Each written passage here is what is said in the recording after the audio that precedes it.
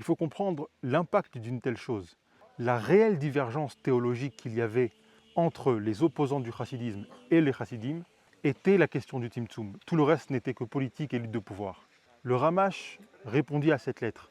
On peut trouver cette lettre dans le premier tome de Igrot Kodesh, parmi les premières lettres. Le Ramash repousse totalement la théorie du Rav Eliyahu Dessler et va expliquer en détail les 4 manières de voir les choses, les 4 méthodes dans le Tzimtzum.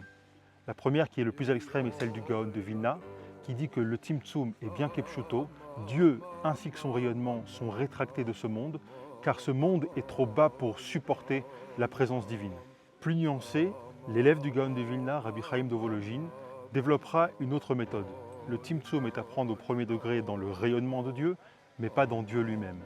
Puis une troisième méthode que je ne développerai pas ici, et ensuite la méthode du Admour Hazaken.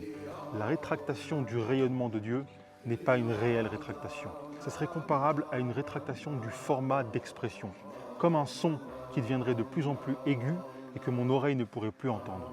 Par contre, pour ce qui est de la rétractation de l'essence de Dieu, Dieu lui-même, aucune rétractation peut exister quand on parle de l'essence de Dieu. Dieu est partout, tout est Dieu et Dieu est tout.